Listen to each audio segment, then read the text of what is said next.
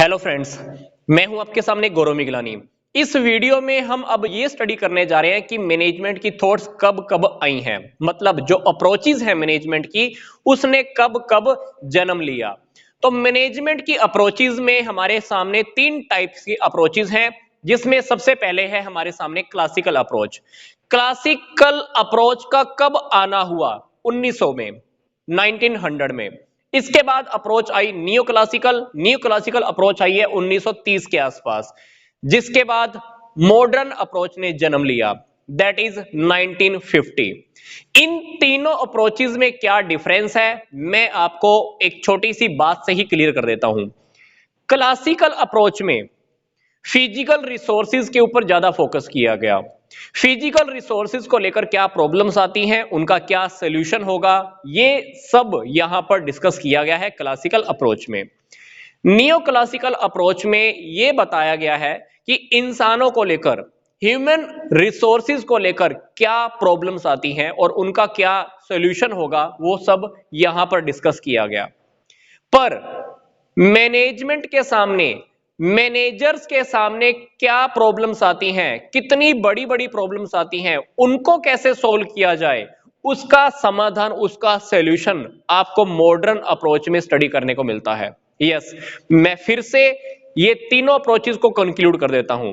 इसमें physical resources, इसमें human resource, इसमें मैनेजर्स के सामने आने वाली बड़ी बड़ी प्रॉब्लम्स का सॉल्यूशन यहां पर बताया गया है। ये तीनों अप्रोचेस बहुत इंपॉर्टेंट है, ऑलरेडी डिटेल में आपके इसी चैनल पर अपलोड भी हो चुकी हैं और इन तीनों टॉपिक्स के अलग अलग वीडियोस के लिंक मैंने आपको इसी वीडियो के डिस्क्रिप्शन बॉक्स में भी दे दिए हैं। पर फिर भी अब हम इसको क्यों स्टडी कर रहे हैं? हम इन तीन अप्रोचेज में इनको ईयर वाइज स्टडी करने वाले हैं। तो आइए अब हम स्टडी करते हैं। सबसे पहले क्लासिकल अप्रोच।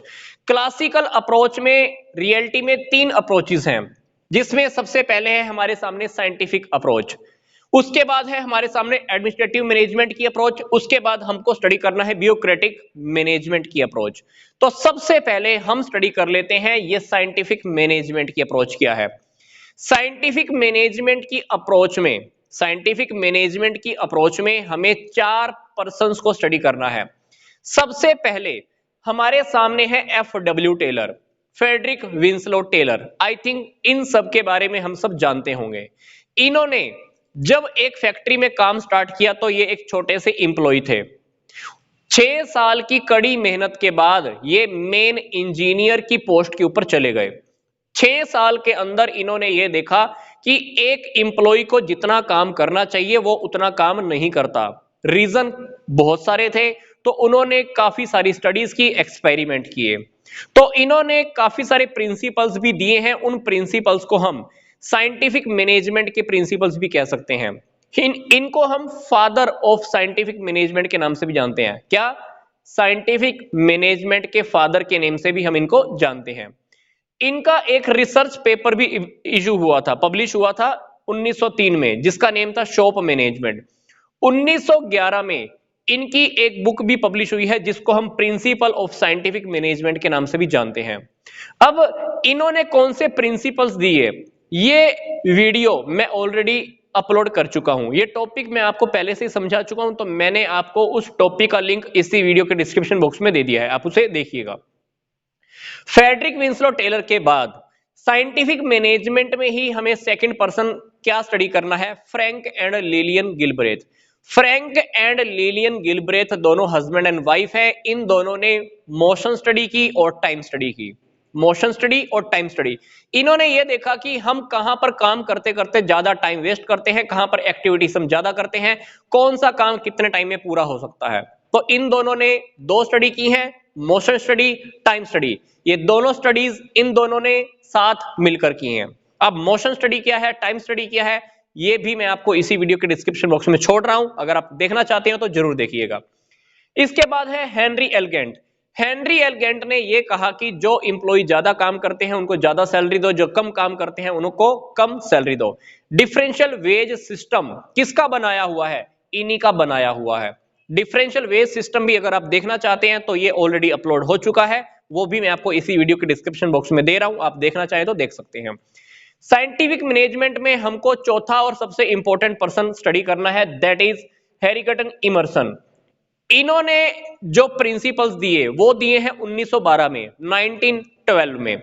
इन्होंने एफिशिएंसी को इंक्रीज करने के लिए 12 प्रिंसिपल दिए, 12 principle of efficiency, 12 principles of efficiency. तो ये हमारा साइंटिफिक मैनेजमेंट का टॉपिक कवर हुआ। साइंटिफिक मैनेजमेंट के बाद हम क्लासिकल अप्रोच का ही दूसरा टॉपिक स्टडी कर रहे हैं, that is administrative management. Administrative management के अंदर हमारे पास है हेनरी फ्योल। हेनरी फ्योल ने एडमिनिस्ट्रेशन की व्यवस्था को सुधारने के लिए 14 प्रिंसिपल दिए, जिसमें हम स्टडी करते हैं आदेश की एकता, निर्देश की एकता, अनुशासन, ये सारी बातें हम स्टडी करते हैं। ये 14 प्रिंसिपल्स क्या हैं ये भी मैं ऑलरेडी अपलोड कर चुका हूं, तो उसका लिंक मैं आपको इसी वीडियो के डिस्क्रिप्शन बॉक्स में दे रहा हूं, आप उसको देखना चाहते हैं तो देख सकते हैं। इसके बाद हमको अभी स्टडी करना है ये ब्यूरोक्रेटिक मैनेजमेंट क्या है। ब्यूरोक्रेटिक मैनेजमेंट के अंदर ये बताया गया है कि हमको जो एम्प्लॉय से काम करवाना होता है, हमको जो एम्प्लॉयज से काम कराना होता है वो ठीक ढंग से कराना होता है। ब्यूरोक्रेटिक मैनेजमेंट के अंदर जो प्रिंसिपल्स गिवन है वो प्रिंसिपल हेनरी फ्योल के दिए हुए प्रिंसिपल की तरह ही हैं, पर हेनरी फ्योल ने जो प्रिंसिपल्स दिए थे उन्होंने सिंपली वो प्रिंसिपल अप्लाई करने की बात कही गई। ब्यूरोक्रेटिक मैनेजमेंट के अंदर यह बात की गई है कि अगर हमको इंप्लॉइज से अच्छे से काम कराना है तो वो काम हमको कैसे कराना होगा, बिल्कुल सख्ती के साथ। हमको रूल्स प्रिंसिपल्स को कठोरता के साथ अप्लाई करना होगा। तो ब्यूरोक्रेटिक मैनेजमेंट के अंदर बस एक ही बात बोली गई है कि हमको रूल्स एंड रेगुलेशन कठोरता से पूरे करवाने हैं ताकि इंप्लॉइज ठीक ढंग से काम करते रहें। तो ये हुआ हमारा क्लासिकल अप्रोच का टॉपिक। क्लासिकल अप्रोच के बाद अब हमको देखना है new classical approach. New classical approach में हमारे पास दो अप्रोचेस आ रही हैं, पहला है ह्यूमन रिलेशन अप्रोच, सेकंड है behavioural science approach. Human relation approach का जन्म कब हुआ है? 1932 में। एल्टन मायो और इनके फ्रेंड्स ने एक एक्सपेरिमेंट किया हार्थोन प्लांट के अंदर। यूएसए की एक कंपनी है, उसका एक प्लांट था हार्थोन प्लांट। उस प्लांट में 29,000 एम्प्लॉइज काम करते थे। तो वहां पर इन्होंने एक्सपेरिमेंट किया। एक्सपेरिमेंट के बाद इन्होंने ये रिजल्ट निकाला कि एम्प्लॉइज की जो सेटिस्फेक्शन का जो लेवल होता है और जो प्रोडक्टिविटी होती है दोनों के अंदर रिलेशन होता है। इनका कहना यह था कि अगर एम्प्लॉइज सेटिस्फाई रहते हैं तो डेफिनेटली प्रोडक्शन भी ज्यादा होता है। तो इनका एक्सपेरिमेंट कब हुआ था? 1927 से लेकर 1932 के बीच में, और 1932 में इन्होंने अपने रिजल्ट पब्लिश कर दिए। तो ये है ह्यूमन रिलेशन अप्रोच। इसके बाद आया बिहेवियरल साइंस अप्रोच। इस अप्रोच के रिजल्ट हमारे सामने कब आए हैं? 1940 में। इस अप्रोच को बनाने में काफी सारे लोग इन्वॉल्व रहे हैं, like Abraham Maslow, Douglas McGregor, Robert tannin और फ्रेडरिक हर्जबर्ग। तो इसमें क्या कहा गया है? इस अप्रोच में यह कहा गया है कि एक इंसान के बिहेवियर को हमें स्टडी कर लेना चाहिए, क्योंकि इस अप्रोच के अकॉर्डिंग यह कहा गया है कि जो इंसान का बिहेवियर होता है उसी के अकॉर्डिंग प्रोडक्शन होता है। ये वाली अप्रोच रियलिटी में ह्यूमन रिलेशन अप्रोच का एक सुधरा हुआ रूप है। इसमें क्या कहा गया था कि प्रोडक्टिविटी और इंप्लॉइज की सेटिस्फेक्शन दोनों में रिलेशन होता है। इसमें क्या कहा? इंसान के बिहेवियर और प्रोडक्शन इन दोनों में रिलेशन होता है। इस अप्रोच में यह कहा गया है कि स्थान का जगह को कोई प्रभाव नहीं पड़ता। इसमें क्या कहा गया है कि इंसान के बिहेवियर को समझ लो, इंसानों की खुद की कुछ इमोशंस होती हैं, भावनाएं होती हैं, बातें होती हैं, पर्सनल बातें होती हैं। अगर हम उन सबका ध्यान रखते हैं तो डेफिनेटली प्रोडक्शन हमारा अच्छा होने वाला है। तो यहां पर ये थी बिहेवियरल साइंस अप्रोच, जिसका रिजल्ट, जिसके जो कंक्लूजन वाले पॉइंट थे हमारे सामने आए थे 1940 में। ये हुआ हमारा न्यू क्लासिकल अप्रोच का टॉपिक। इसके बाद हमारा है मॉडर्न अप्रोच। मॉडर्न अप्रोच ने जन्म कब लिया है? 1950 में। मॉडर्न अप्रोच के अंदर हमको सबसे पहले स्टडी करनी है क्वांटिटेटिव अप्रोच। ये अप्रोच आई है 1950 में। इसका प्रतिपादन किसने किया? इसको इन्वेंशन करने वाला कौन था? C.W. चर्चमैन और इसके कुछ फ्रेंड्स, इन सब ने मिलकर इस अप्रोच को प्रतिपादित किया। इसमें इन्होंने क्या कहा कि मैनेजर्स के सामने जो बड़ी बड़ी प्रॉब्लम्स आती हैं उन प्रॉब्लम्स को हम कुछ मैथमेटिकल टूल्स और कुछ स्टैटिस्टिकल टूल के अकॉर्डिंग सोल्व कर सकते हैं।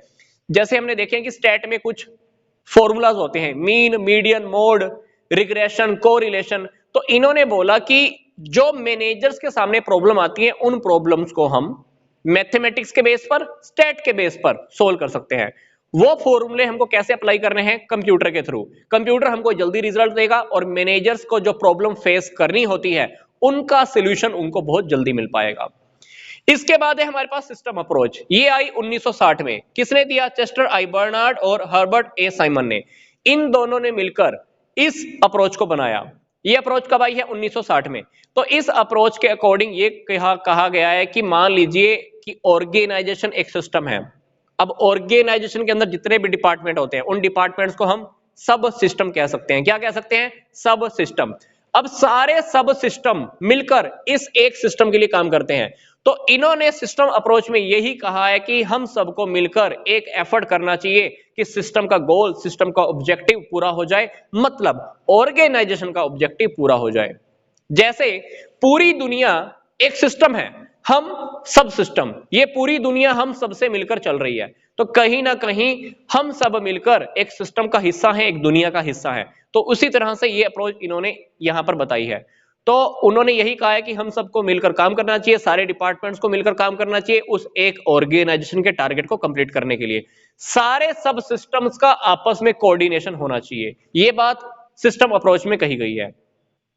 इसके बाद है हमारे पास कंटीजेंसी अप्रोच। इस अप्रोच को हम सिचुएशनल अप्रोच भी कहते हैं। ये अप्रोच आई 1970 में। इस अप्रोच में एक बात कही गई है कि मैनेजर्स को जो भी डिसीजन लेने होते हैं वो सिचुएशन के अकॉर्डिंग लेने होते हैं। क्या? मैनेजर्स को जो डिसीजंस लेने होते हैं वो सिचुएशन के अकॉर्डिंग लेने चाहिए, ना कि प्रिंसिपल्स के अकॉर्डिंग। अदरवाइज क्या होता है, हम अपनी लाइफ में कुछ रूल्स, रेगुलेशन, प्रिंसिपल्स लेकर घूमते रहते हैं कि मेरा ये नियम है कि मैं ऐसा ही करता हूं लाइफ में और यही मानूंगा। इन्होंने कहा ऐसा नहीं करना है, किसी प्रिंसिपल्स को ही बांधकर अपनी लाइफ में नहीं चलना है। जैसी सिचुएशन है उसी के अकॉर्डिंग काम करना है, क्योंकि बिजनेस के ऊपर इन्वायरमेंट का इफेक्ट होता है। इन्वायरमेंट चेंज होता रहता है तो हमें चेंज होते हुए इन्वायरमेंट के अकॉर्डिंग चलना चाहिए, उसी के अकॉर्डिंग डिसीजंस लेने चाहिए। तो ये थी हमारी सिचुएशनल अप्रोच जो आई 1970 में।